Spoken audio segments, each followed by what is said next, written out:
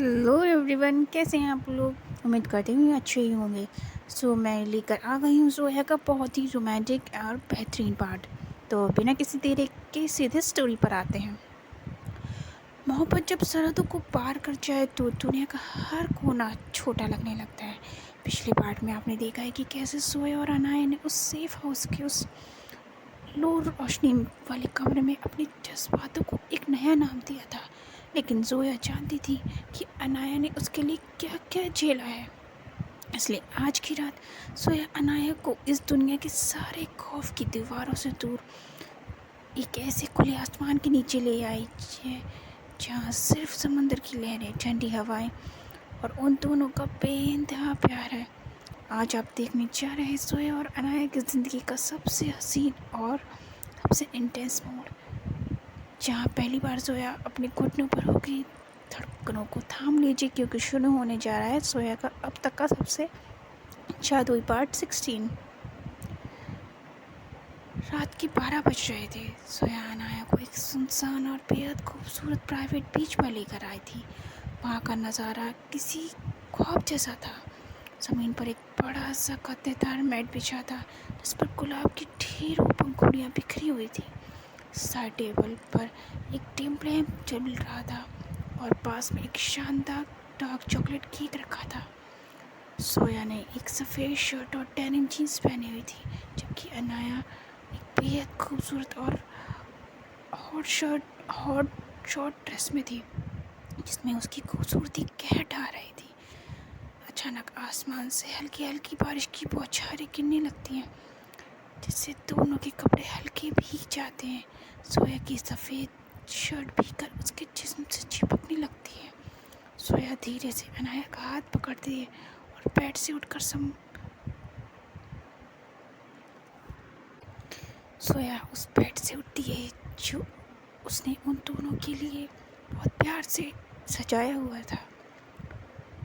सोया को यकीन नहीं हो रहा था कि उसकी दुनिया उसके हाथों में है, यानी कि उसका प्यार। सोया अनाया को धीरे से अपने करीब करती है और घुटने पर बैठ जाती है। अनाया बहुत हैरानी के साथ देखती है सोया को और कहती है, सोया ये सब क्या है। सोया अनाया का हाथ अपने दोनों हाथों में थाम कर बेहद प्यार से कहती है, अनाया मेरी ज़िंदगी में सिर्फ अंधेरा और नफ़रत थी। तुमने आकर मुझे वो रोशनी दी जिसके काबिल मैं खुद को कभी नहीं समझती थी। मैं पूरी ज़िंदगी तुम्हारे इस हाथ को थाम कर चलना चाहती हूँ। क्या तुम हमेशा के लिए मेरी बनोगी। अनाया के पास कहने के लिए शब्द नहीं थे। वो रोते हुए मुस्कुराती है और सीधा जोया के गले से लग जाती है। अनाया कहती है, हाँ जोया, 1000 बार हाँ, मैं सिर्फ और सिर्फ तुम्हारी हूँ। जोया मुस्कुराते हुए खड़ी होती है और अनाया की आंसुओं को अपने होठों से छूम लेती है। वो अनाया का एक हाथ अपने हाथ में लेती है और दूसरा हाथ अनाया की नाजुक कमर पर रखती है। खुले आसमान के नीचे ठंडी हवाओं और उस हल्की बारिश के बीच दोनों एक दूसरे की आंखों में आंखें डालकर धीरे धीरे डांस करने लगती हैं। समंदर की लहरें जैसे उनके इस मिलन का संगीत बन चुकी थी। अनाया अपना सिर झुकाए सोया के भीगे हुए सीने पर रख देती है, जहाँ सोया के दिल की धड़कनें बहुत तेज़ी से चल रही थी। दोनों इस पल को पूरी तरह से महसूस कर रही थी। डांस करते करते सोया अनाया को वापस से उस बेड पर ले जाती है जो उसने उन दोनों के लिए सेट किया था। सोया टेबल से चॉकलेट केक का एक टुकड़ा उठाती है, थोड़ी सी चॉकलेट अपनी उंगलियों पर लेती है और धीरे से अनाया के लिप्स पर लगा देती है। डिम लाइट की रोशनी और अनाया की शॉर्ट ड्रेस उसका भीगा हुआ बदन आग लगा रहा था। सोया ने बिना एक पल गवाए अपने होठ अनाया के होठों पर रख दिए। वो अनाया के होठों पर लगी उस चॉकलेट को चखते हुए एक बेहद लंबा और गहरा और पैशनेट किस करने लगती है। किस इतना इंटेंस था कि अनाया की आंखें बंद हो जाती भीगी हुई शर्ट को और कसकर अपने हाथों में से पकड़ लेती है। सोया के होठ अब अनाया के होठों से हटकर उसकी नाजुक गर्दन पर फिसलते हैं। सोया ने थोड़ी सी चॉकलेट अनाया के गर्दन पर भी लगा दी थी और अब वो अपनी ज़बान और गर्म होठों से उस मिठास को समेट रही थी। अनाया के मुंह से एक दबी हुई धीमी सी आह निकलती है। अनाया मदहोश हो चुकी थी। वो कहती है, सोया प्लीज़ आज कुछ खुद को मत रोकना। खुले आसमान के नीचे गुलाब की पंखुड़ियों से सजे उस बेड पर दोनों का रोमांस अपनी सारी हदें पार कर जाता है।